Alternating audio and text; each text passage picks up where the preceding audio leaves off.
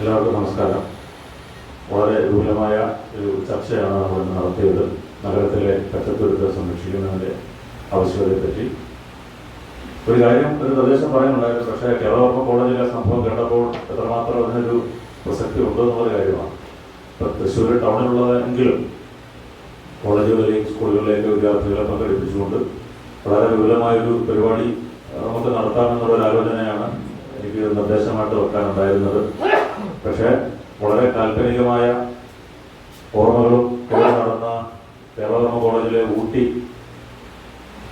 അത് PG block ഉണ്ടാക്കിയ കാര്യമൊക്കെ അതിന് പാർട്ടിക്കിന് വേണ്ടി ഏറ്റവും പ്രധാനപ്പെട്ട അതിൻ്റെ ഒരു വെർജിൻ ഫോറസ്റ്റ്, കന്യാവനങ്ങളെന്ന് പറയാവുന്ന ആ ഒരു സ്ഥലം പോലും വെട്ടിവെളിപ്പിച്ചപ്പോൾ അതിനെതിരെ ഒരു അക്ഷരം പോലും പ്രതികരിക്കാതിരുന്ന വിദ്യാർത്ഥികളുള്ള ഒരു സ്ഥലത്ത്, പ്രത്യേകിച്ച് അതിൻ്റെ ഒരു വിരോധാഭാസം എന്ന് പറഞ്ഞാൽ ആമസോൺ മഴക്കാടുകൾക്ക് തീ പിടിച്ചപ്പോൾ അത് സംരക്ഷണം എന്ന് പറഞ്ഞുകൊണ്ട് ബ്രസീൽ എംബസിയുടെ മുമ്പിൽ സമരം ചെയ്ത ഒരു യുവ വിപ്ലവ നേതാവിൻ്റെ പാർട്ടിയുടെ വിദ്യാർത്ഥി സംഘടനയുടെ തൃശ്ശൂരിൻ്റെ ആസ്ഥാന കേന്ദ്രമായിട്ടുള്ള അവിടെ ഒരാൾ പോലും അതിനെതിരായിട്ടൊന്നും പറഞ്ഞില്ല എന്ന് പറയുമ്പോൾ എത്രമാത്രമുണ്ട് അതിൻ്റെ ഒരു പ്രസക്തി എന്നുള്ളത്.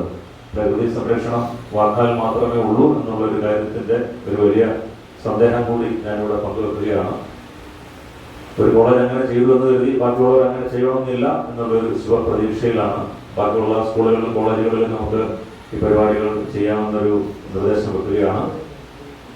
ഈ പരിപാടിയിൽ പങ്കെടുത്ത എല്ലാ ആൾക്കാർക്കും പക്ഷവാക്കിൽ നന്ദി പറഞ്ഞുകൊണ്ട് നിർത്തുന്നു. നന്ദി, നമസ്കാരം.